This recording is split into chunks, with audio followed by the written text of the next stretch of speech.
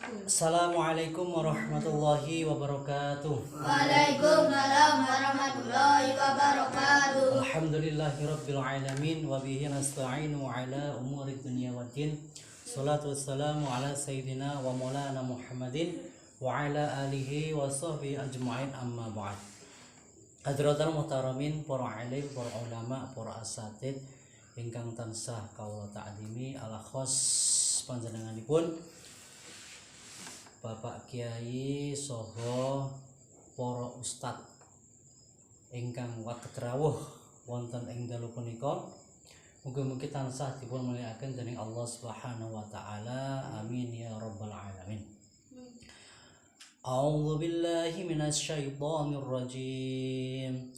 Bismillahirrahmanirrahim. Ya ayyuhalladzina amanu ista'inu bis-sabri was-shalah.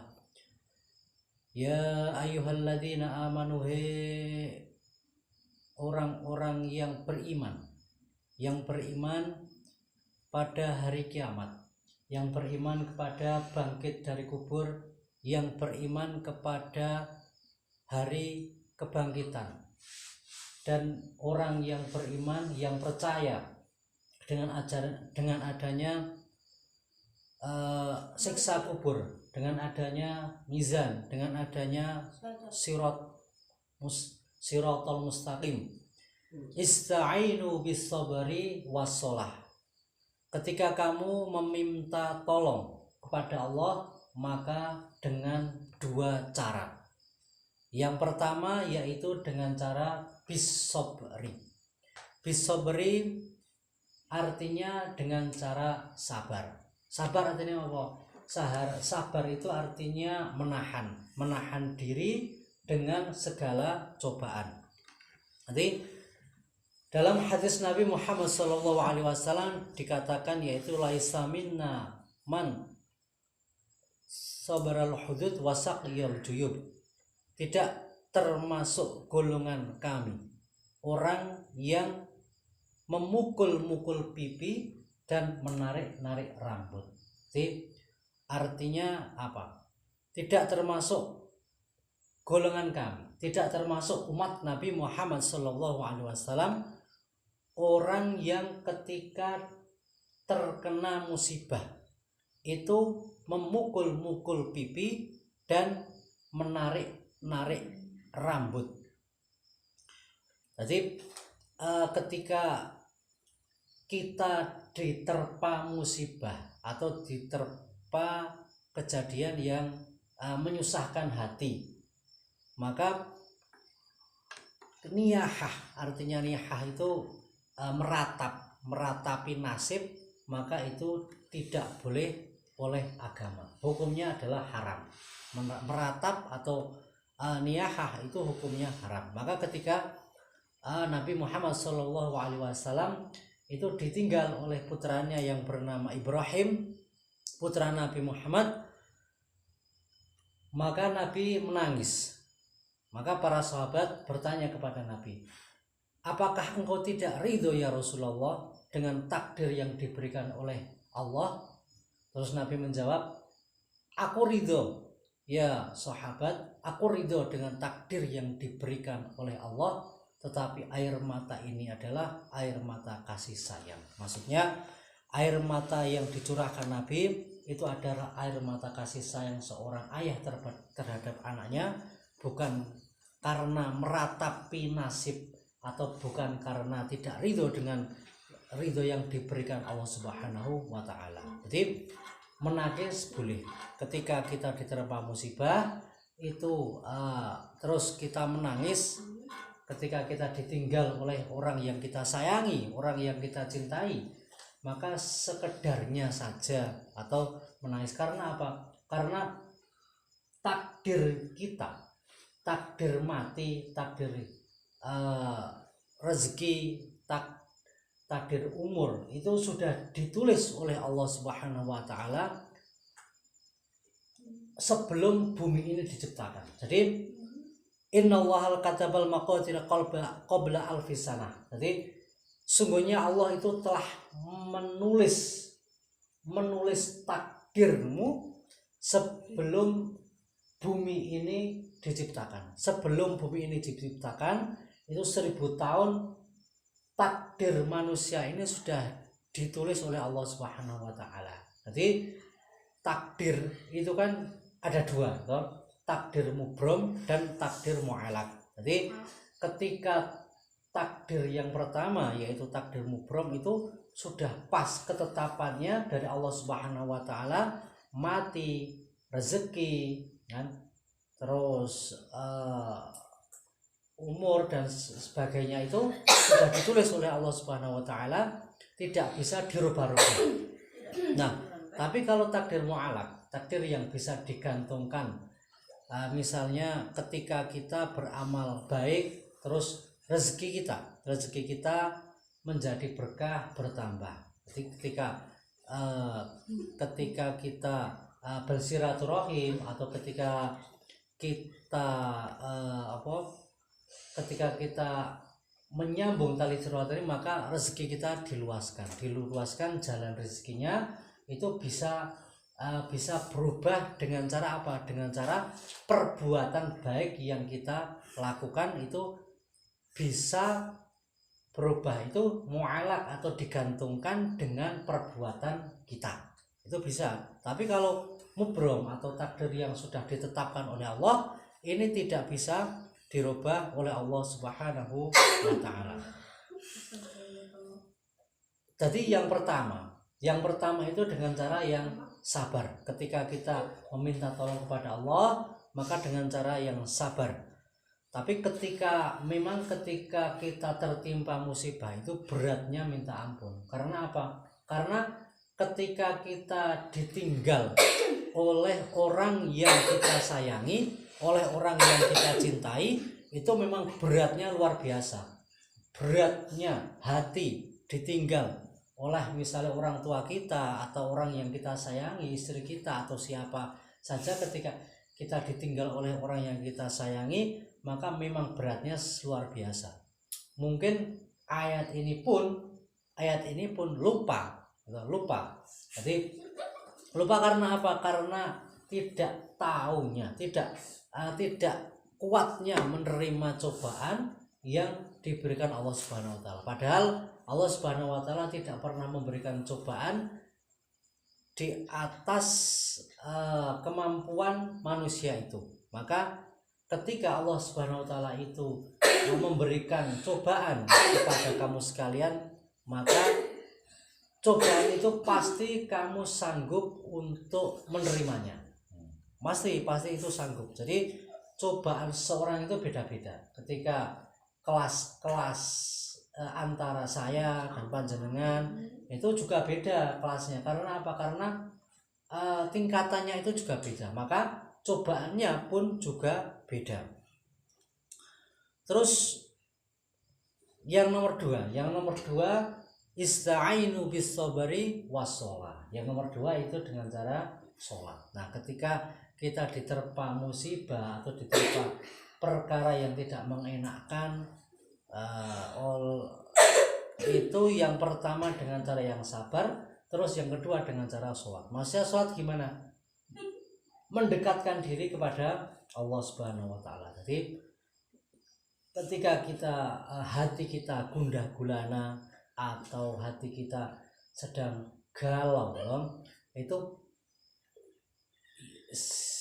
itu dengan cara yang kedua adalah dengan cara sholat. Maksudnya sholat apa? Sholat tahajud atau sholat sunat atau sholat. Jadi intinya sholat itu mendekatkan diri dengan Allah supaya kita tidak tergoda dengan godaan setan. Jadi memang sangat luar biasa sekali kalau kita sedang bersedih atau bersedih hati atau sedang ditinggalkan orang-orang yang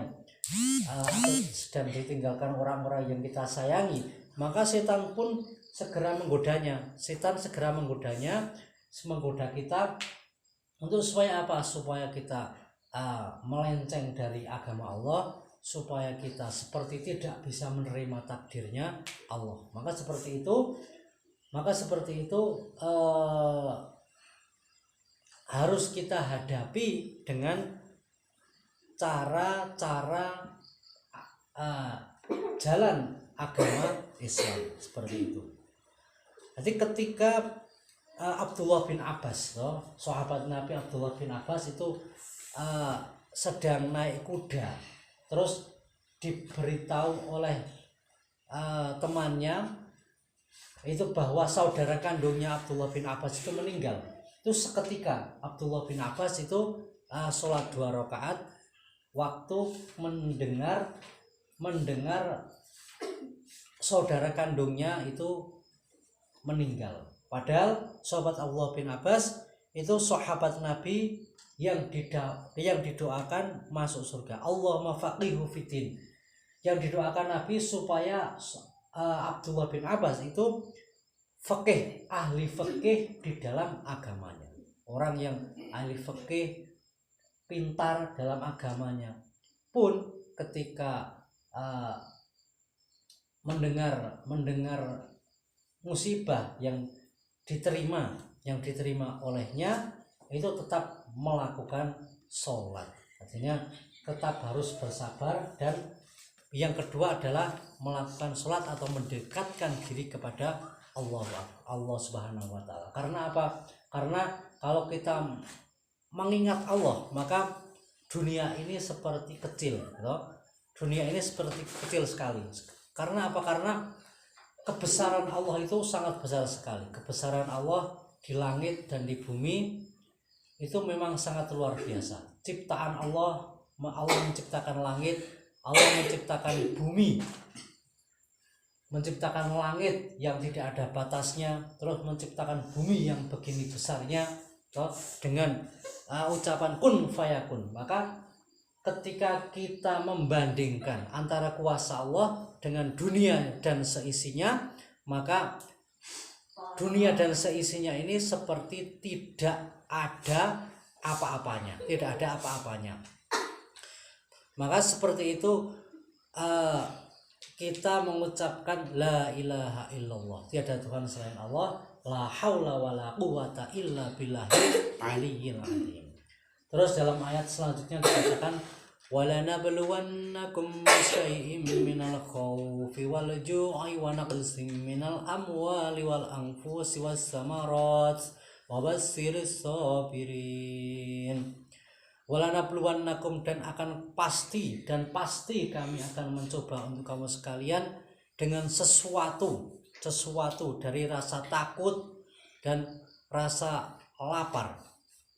Terus wanafsi minal amwal, dan kekurangan harta benda, wal anfusi, dan jiwa sakit, wasamaroti, dan kekurangan buah-buahan, wabasyiris syabirin, dan berikanlah kabar gembira kepada orang-orang yang mengucapkan inna lillahi wa inna ilaihi rajiun, kepada Allah lah kami akan kembali. Jadi semua yang diberikan oleh Allah, semua yang cobaan yang diberikan oleh Allah Subhanahu wa Ta'ala itu semuanya itu milik Allah. Inna lillahi wa inna ilaihi rajiun. Maka kita selalu ingat dengan Allah, selalu ingat dengan kebesaran Allah, supaya kita menganggap bahwa makhluk selain Allah itu kecil. Jadi kita menganggap Allah itu maha agung, maha besar, karena tidak ada makhluk yang menyerupai Allah, tidak ada makhluk yang menyerupai Allah, kekuasaannya, keagungannya itu tidak ada yang menyerupai. Maka kita selalu ingat kepada Allah yang menciptakan kita, yang menciptakan langit bumi. Allah maha wujud, maha dahulu, maha berbeda dengan makhluknya. Nanti wujud, qidam, baqa, mukhalafatu lil hawadisi. Seperti itu harus hafal, harus mengerti dengan sifat-sifat Allah, sifat wajibnya Allah, sifat muhalnya Allah, sifat jaiznya Allah. Seperti itu. Jadi memang hidup di dunia ini adalah ladang cobaan. semua cobaan itu memang cobaan itu untuk orang yang masih hidup di dalam dunia. Ketika kita sudah meninggal, maka cobaan pun akan hilang. Ketika kita masih hidup di dunia, maka cobaan itu silih berganti datang kepada kita dengan macam-macam cobaan, dengan macam-macam cobaan yang diberikan Allah Subhanahu wa taala. Maka ketika kita mendapatkan cobaan itu, langkah yang pertama itu dengan bersabar, dan yang nomor 2 itu dengan sholat. Innallaha ma'as-sabirin. Maka Allah bersama orang-orang yang sabar. Dari saya cukup sekian. Apabila ada lafal kata-kata yang kurang berkenan di hati panjenengan sedaya, saya minta maaf yang sebesar-besarnya. Kita tutup dengan doa. A'udzubillahi minasyaitonirrajim. Bismillahirrahmanirrahim. Alhamdulillahirabbil alamin. Hamdan syakirin, hamdan na'imin, hamdan yuafi ni'amahu kama yanbaghi li jalali wajhil karim wa 'azimi sultani. Allahumma shalli ala sayyidina Muhammad wa ala ali sayyidina Muhammad salatan tunajina biha min jami'il ahwali wal afat wa taqdilana biha min jami'il hajat wa tutahhiruna biha min jami'is sayyi'at wa tarfa'una biha 'indaka 'ala darajat wa tuballighuna biha aqsal khayat min jami'il khairat bil hayati wa ba'dal mamat. Allahumma ya Ghani ya Hamid ya Mubdi ya Mu'id ya Rahim ya Wadud, aghnina min halalika 'an haramik wa bi ta'atika 'an ma'asiyatik wa bi fadlika 'an siwa. Amin. Panjenengan mugi-mugi kita sedaya jamaah ngaji menika nyuwun panjenengan supaya tinggal besanipun